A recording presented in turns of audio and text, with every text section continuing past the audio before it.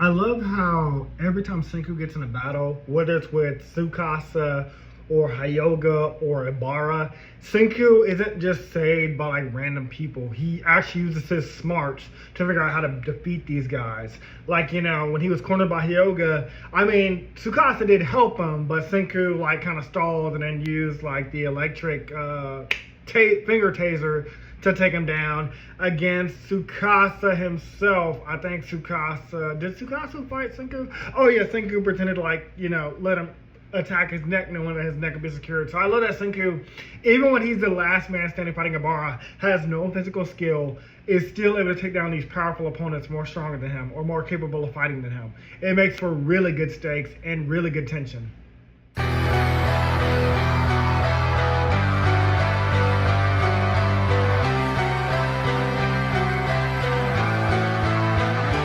Hey guys, welcome back to Everything Anime Podcast. I'm one of your hosts, Shinry. Here with Everything Anime Podcast, talk about it from anime, manga, video games, TV shows, that are relevant topics I talk about. Today's video is on Dr. Stone, chapters 135 to 137. Senku versus Ibara, the battle for the Medusa weapon. My God, these chapters were so fucking good. Only 3 chapters, but so much happens. So, without further ado, let's first talk about what just happened in the last chapter.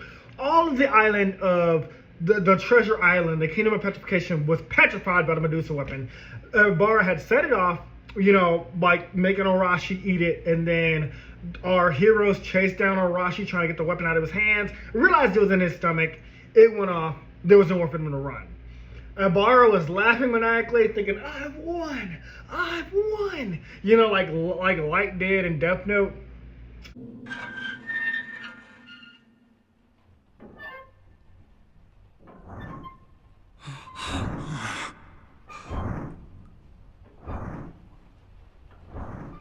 You there outside.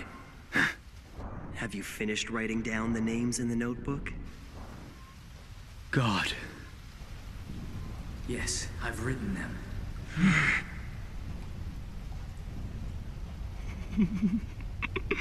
No, I can't laugh yet. I've got to hold it in. They're all gonna die. 40 seconds after he wrote down their names. 35 seconds. I'll claim my victory then. Don't you think it's rather odd? Why would he answer you so quickly, calmly, and honestly when you asked him if he had written down our names yet? Who knows? Maybe he's just honest. Or confident that he'll succeed, or perhaps he's seen through your brilliant plan. Huh? In that case, we're in big trouble. Teru Mikami, if it's not too much trouble for you, won't you please come in and join us? I already know that you're the one who's been judging and executing people for Kira. If you've already written down our names, and there shouldn't be anything to be afraid of, you can come right on in. Teru Mikami, is it? He's correct. There's no reason to hide from us. You can come in. God.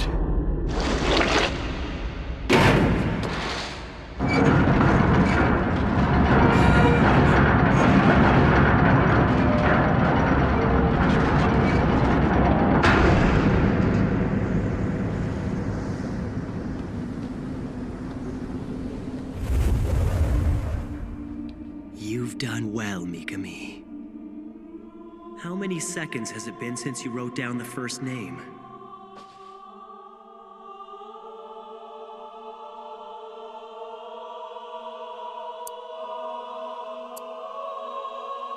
"30 seconds. 31, 32, 33, 34, 35, 36, 37, 38, 39! Well, Nier, looks like I win. 40! Apparently called it too early, because when he goes back to the island and secures the Medusa weapon by breaking open Arashi, Senku's voice says 1 meter, 5 meters, 1 second. And Ibara freaks out. He's like, what the fuck? First of all, how are you alive? And second of all, the Medusa weapon didn't go off because you have to be right next to it to give it the command. But could you believe it? Those stakes, bitch, were high. Oh, and I just found out Dr. Stone Season 3 is on Crunchyroll and dubbed, so I'll be watching that now that I've caught up with Dragon Ball Z and officially seen all of Dragon Ball Z now. Anyways, yes. So let's talk about how Senku escaped. So Ibara right off the bat is like, how did you survive? He's freaking the fuck out. He's like, I petrified the whole island. There is no way you didn't get hit by the petrification light. The whole island was covered. How did you escape? Senku tried to think of several plans in that short seconds, in the short time he had, while the petrification light was going off. One of the obvious plans was going to be try to outrun the light, but obviously, it's impossible. It's gonna cover the entire island. Just like when the original petrification weapon, turned the whole world to stone. Some people were inside a building, some people were inside their homes. So the light's not gonna stop just because you're inside of a building. It might not even stop because you're underground. Like, everybody around the world was petrified, except for the astronauts who were in space, because they didn't reach that far. So I was like, yeah, Senku, how did you escape it? Because I knew when Senku's first plan was saying, I'm gonna try to outrun it, I knew that wouldn't work. The second plan was keeping a limb dipped in revival fluid, hoping that it would stop the process. Because we know, if a piece of your hair, your fingers are petrified, even if the light stops there, the petrification will continue. Just like, if you touch that one hand, what's that golden hand? It's from Aladdin and the King of Thieves, but other movies, that statue, you touch it, your rest of your body turns to gold, whatever that's called. I'm gonna click it in. Son died. Sanuk, your battle is with me. Don't worry, Dad. I can take him alone. But you're not alone. Not anymore. You want the hand of Midas, Sanuk? Take it!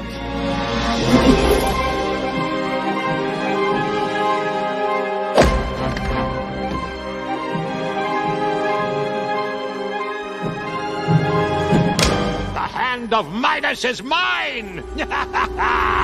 And also the life of your brat. What are you staring at? No!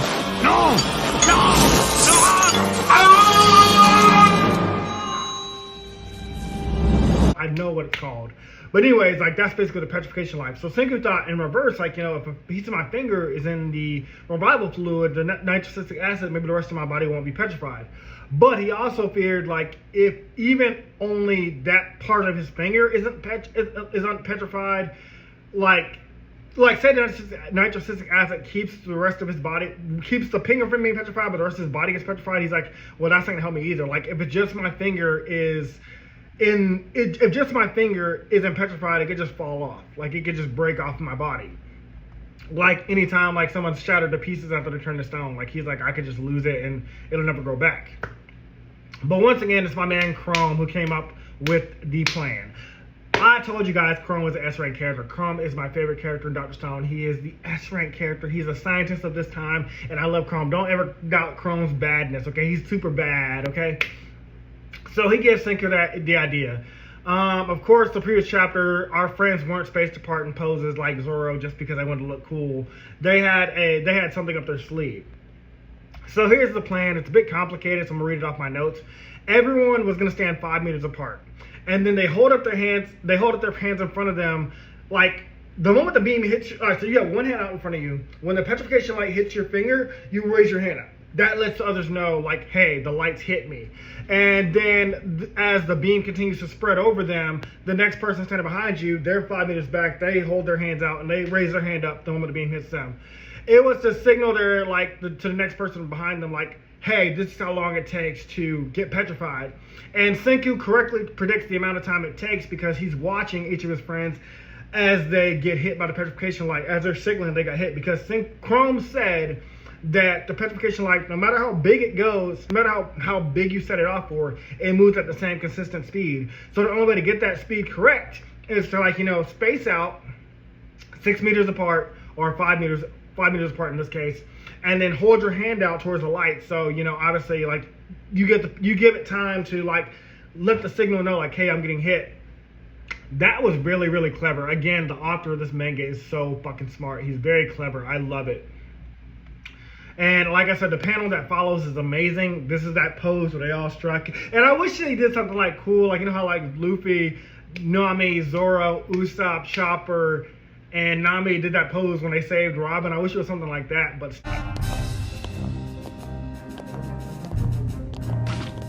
Really? I'll be fine.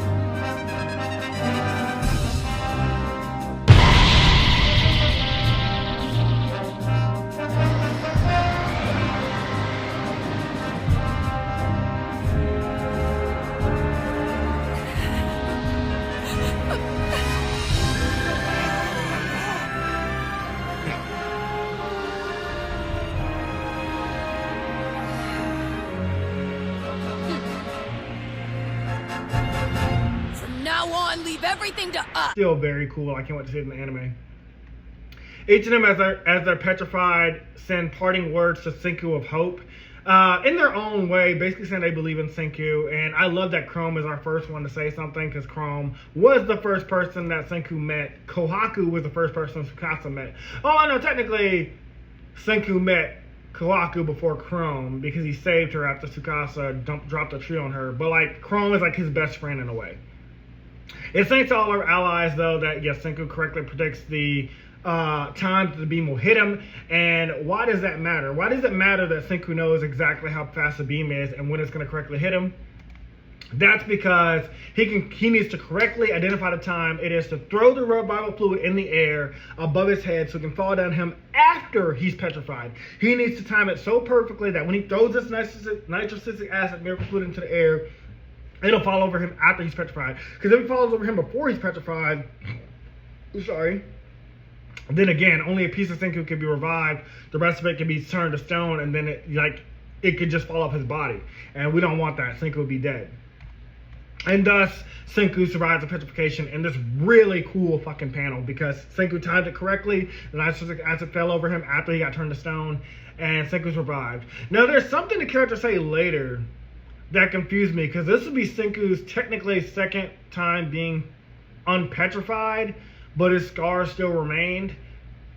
So I found that curious. Maybe I'll have to reread the panel, or I'll see it in the panel clips. So, or maybe the anime, because either the nitrocyclic acid fell over him as the petrification light hit him, so he didn't get petrified at all, or he got petrified for a second and then it undone. But if it's the latter, that he was petrified and then unpetrified, he shouldn't have lost all his scars. Now, just because you survive using revival fluid doesn't mean that you should always keep doing it, because we can see it's taking a physical toll on Senku. Like, his fingers are getting burned. It's kind of like, you know how witches, what's that Wicked Witch of the West story, like how her fingers turn black because she always messes with those chemicals, so the tips of her fingers are black, or that's why witches' fingers are black. That's kind of basically what's happening to Senku. The more he uses this nitrocyclic acid to bring himself back to life, or even just touch it, it's like deteriorating his fingers. So I'm hoping Senku doesn't have a death like Byakuya. That would be, again, I have not read Dr. Stone before, I don't even know how Dr. Stone ends, but that would be a full circle, matching Byakuya, he saved the world. So maybe Senku, I don't think Senku's doing this for praise, but that would be a full circle, Senku dies at the very end of Dr. Stone after he saved the world. We'll see. I hope that doesn't happen, but we'll see. However, I also love the famous hand clap he gives everybody, all of his petrified allies, as he makes his way back towards his mobile lab. So after Senku was unpetrified, he gives all his friends who have their hands in the air a hand clap. So maybe that's the pose they were doing, because Senku knew they would do a high five. And again, we talked about that when Kaseki saw Chrome and Senku do the high five, and he's like, just give me one of those. Again, just very wholesome friend stuff.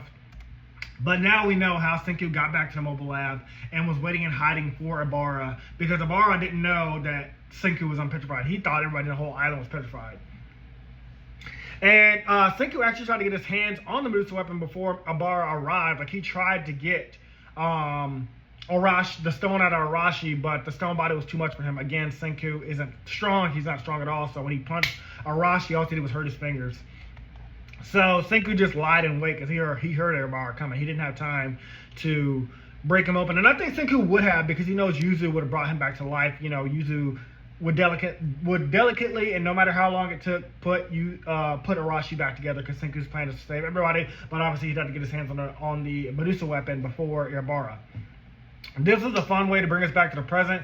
And again, I cannot emphasize enough, it was so fucking good. This manga is so cleverly written. I really do love Dr. Stone, and I really hope you guys are loving it too. If you're just watching it based off my reactions, based off my thoughts and theories and talking points, or if you're just watching or reading it yourself, just let me know what you think in the comments below, because I love talking about this.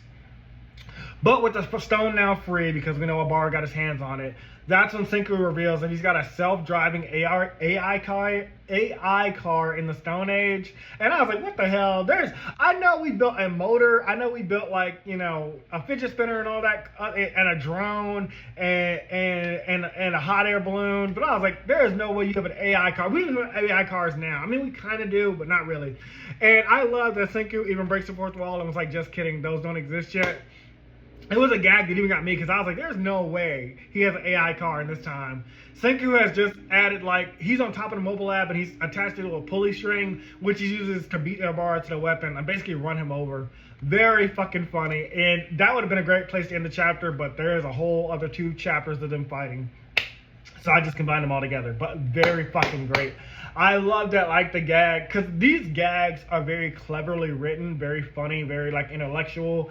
So I do like that he, like, made me think for a second, like, Senku built an AI fucking self-driving car. I was like, how? Where did you build this, Senku? That's like, you built the car for sure, but even the car, well, the ship is like the most modern thing we see, and the car was kind of like basic, and then we turned it into a tank. But we turned it into a tank using, like, you know, reinforced paper. Still very good, very clever.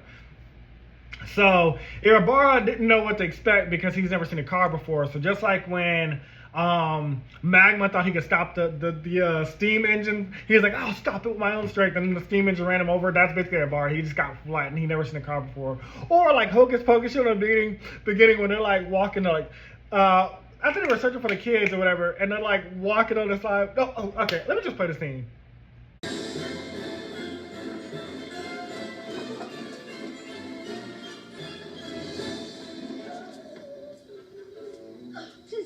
Black river. Perhaps it is not too deep.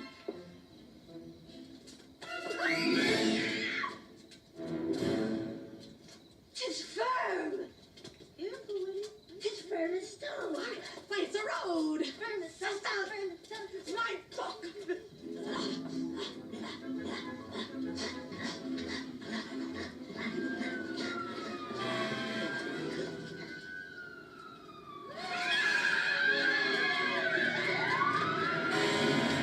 But yeah, she's like, it's a river. They're like walking to a road. They never seen a river before. They're like, it's a river. I wonder how deep it is. And then Winnie just throws her sister onto it. She's like, ah!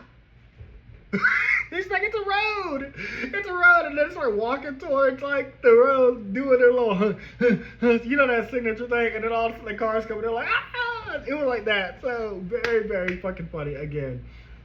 Again, I have it on my notes that this confirms he's not the Y-Man, but again, I'm already way farther than that, and again, when we get to the 143, you'll know why. But, despite this small weapon, powerful enough to, like, petrify the whole world, or has the potential to, I was like, he's not the one that could have caused civilization to, like, be turned to stone. Even though I still think the Y-Man is from the present time and he froze himself somehow. I still had that as my theory for the Y-Man. But again, we're not there yet. So we'll get there when we get there. But thus, their battle continues because Ibara is not down yet. Senku manages to get his hands on a Medusa weapon, but before he can use it, he's lost track of Ibara. Ibara's like gone out of his sight because Senku focused on a Medusa weapon, which I would be too. Like, I'm gonna get my hands on that before Ibara, because if Ibara gets his hands back on the weapon, he's gonna petrify you. Who then in turn comes behind Senku and stabs him in the back, and with his long ass nails, by the way. Like, these nails are long as fuck. And deals Senku damage. Because Senku isn't a physical type fighter, I knew, like, this is a dangerous situation. I was like, how is Senku going to get himself out of this?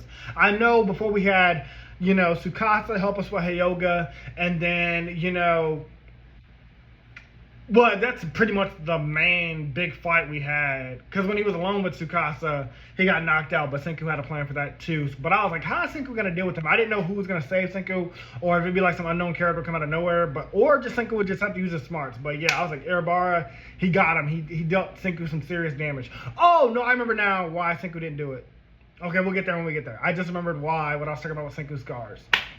But Senku takes off running into the forest, but not for fear of his safety, but it's so that Ibara can't carelessly throw the Medusa into the air without, like, hitting him or...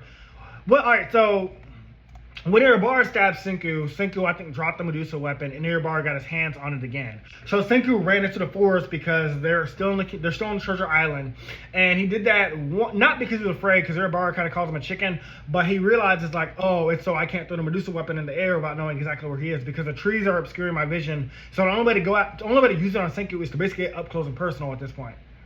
As he's chasing Senku begins throwing everything he can at Ibara, trying to slow him down with, like, bottles or whatever tool he has in his bag.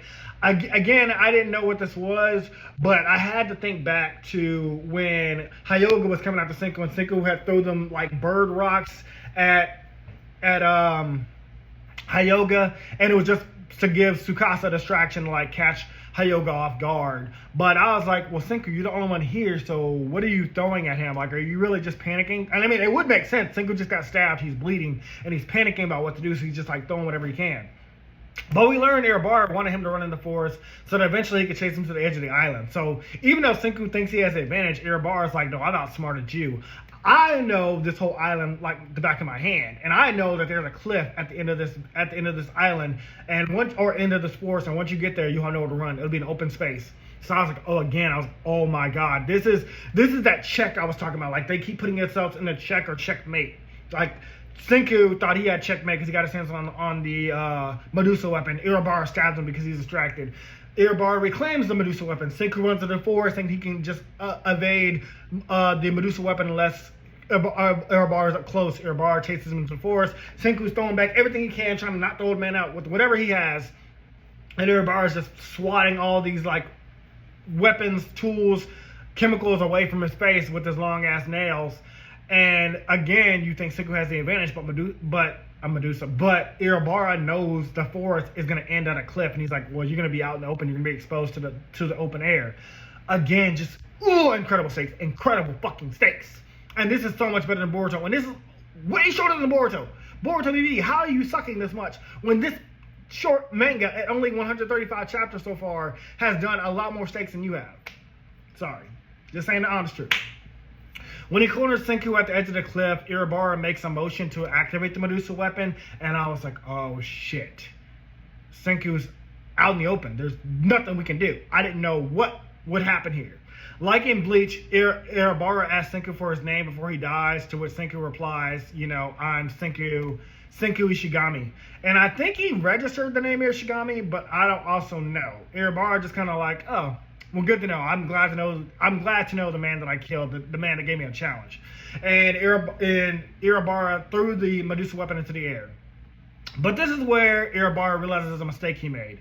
Senku is on a cliff called Wave Break, and the bottles he threw in the air weren't random. They were strategic. I had no idea where they were going with this at first. I was just like, what's going on? What is Wave Break Cliff? What was Senku doing with those bottles? Like, what mistake did Ibara make? But then, again, I had to remember, like I said, what happened when Senku was cornered by Hyoga and he was stalling for Tsukasa with the fake birds. Senku had tossed forth revival fluid, which he knew Ibara would, knock away, thinking like it's a chemical that's going to harm him, and it landed on Ryusei. How Senku could have planned that, how it could have hit Ryusei is beyond my knowledge. It could have been luck. It could have been like the heart of the cards. He's good. He knows every aspect of this game. But my grandpa put all his gaming knowledge, his whole heart, into assembling this deck. I have to believe that it holds some secret strategy. This card is useless. But it worked out in our favor. That's when it revealed that Ryusei is revived, and he has control of the drone, and it takes flight with Ryusei in control of them. I love this twist. It was fucking great. It was fucking phenomenal. Do you understand? It was fucking phenomenal. I was like, the drone actually came back into play. I knew we were going to use everything that is introduced in the manga / anime, but I just forgot about the drone. I was like, there's no way this drone's going to come into play. They know about it. Claps to you, man. You are a great writer. Way more clever than me.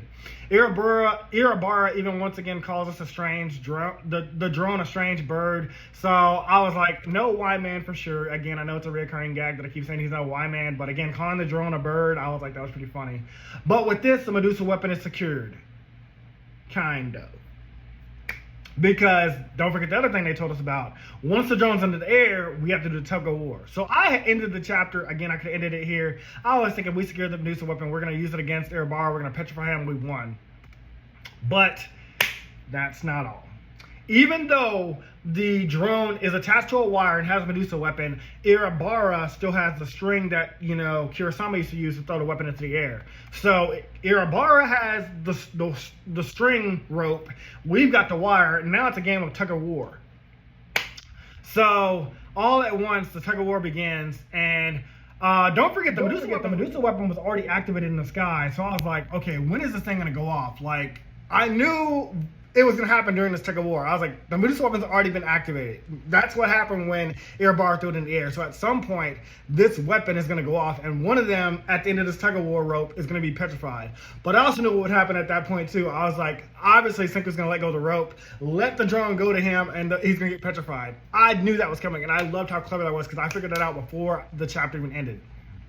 But Ibara was ready for this, too. He blocked the Medusa weapon with his hat. So I was like, again, incredible fucking thing. It could have ended with them doing the tug of war with Ibara and then letting it go at the last minute to let him petrify himself. But Ibara is, again, way cleverer than that. He used his hat to block it. Again, keeping the stakes high, just back to back to back to back to back. He tells us that he knows how the weapon works, and he found out, he knows the weapon in and out. And actually, the people who call themselves geniuses like Senku are the easiest ones to trick. He's like, you think you're so much smarter than me because I'm from this, like, well, not before time because we're in the future, but because we're in the Stone Age, you think you're smarter than me because you know about like science and stuff like that. But I know this weapon. I know how it works. I know the tricks and gimmicks and all that. So Ibara is like, oh, I knew you had something up your sleeve, and obviously, like, I was ready for it. So he's like, I just turned the tides against you. Again, man, oh man, this is how you write stakes. This is the back and forth you need. Not that Boruto flees, comes back, Boruto flees, come back, Boruto faces Kawaki, they both flee, they come back. That's not how you do a back and forth. This is how you do a back and forth in a battle. However, what he hasn't accounted for was Ryusei willingly sacrificing himself by lunging forward and grabbing the Medusa weapon with his hand. So I was like, oh shit, Ryusei is gonna protect Senku obviously because the weapon's gonna get flung back at Senku, and Senku and Ryusei. However, once again, Ibara just regains the weapon as Ryusei is helplessly smashed to pieces. So once again, Senku is defenseless. Ibara has the Medusa weapon. I was like, God damn, the stakes just keep staying super high. Like, what do we do? But again, bitch, Dr. Stone was ready for this. Ryusei had attached the earpiece to the Medusa weapon while it was clutched in his hands, knowing Ibara would grab it and after he was turned to stone, and Senku could call the command from the earpiece.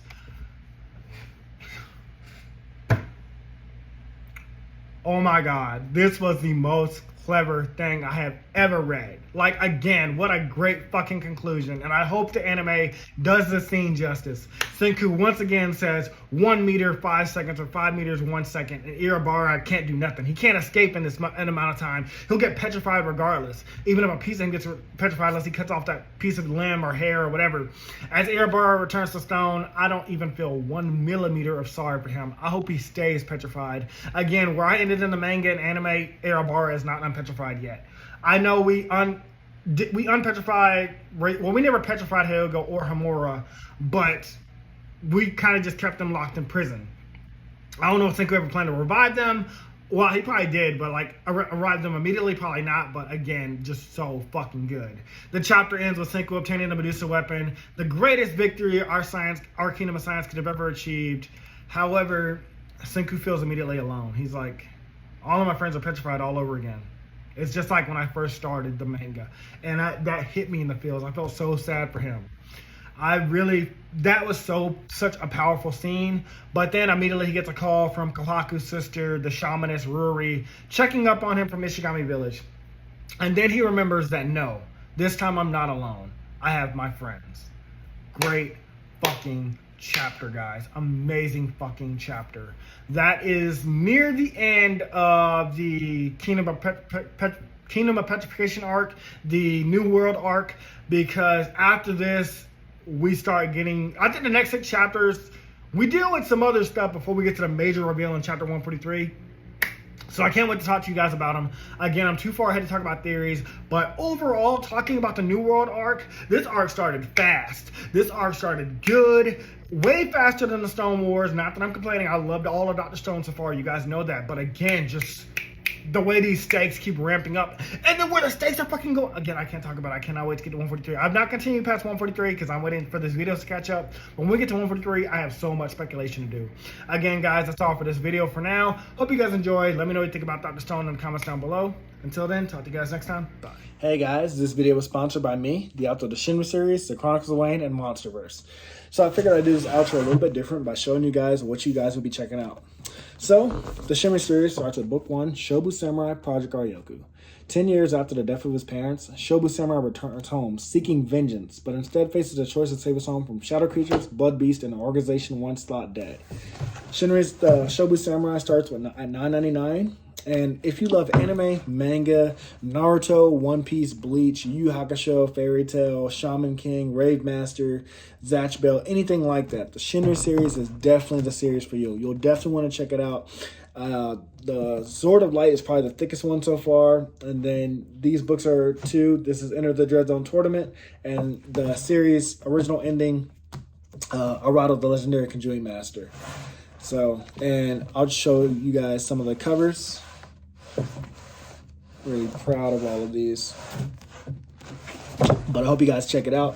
If you don't like that, I also have the current published books for the Chronicles of Wayne, Love Be Damned, Cotton Candy, Full Moons, Fabled Lovers, A Cursed Virgin's Bite. If You Go Where Monsters Dance, Red will Rain Over Your House. Love Be Damned. Now, the Chronicles of Wayne is about a geeky guy, or a nerdy guy in high school. His senior year, he has a crush on the hottest guy in school, because of course he does. He's only got one best friend, and her name is Barb. Well, the hottest guy in school turns out to be a werewolf. And to make the story more interesting, he bites Wayne and turns Wayne into the first ever wolfman in the last 10 years. And because of that, it was also a sacred law that wolfmen should never be created. I don't want to get into too much of the Chronicles of Wayne without spoiling it, but I can tell you it's very short. This one sells for $6.99, and Love Be Caged right after it. The ending of this trilogy, Love Be Liberated, comes out in October. So I'm going to definitely do a more full in-depth review of this one. But yeah, it's an LGBT fantasy fiction story about werewolves, vampires, white witches, a dark warlock, and, well, many, many more surprises to come. So if you guys like to read, I definitely recommend. These are all the books so far in the Shinry series, except for Shinry's Beginning. I do have that one, but it's just not here with me. But yeah, I appreciate a like, support, or just a review on Amazon. Either way, thank you guys for watching. I hope you guys have a great day.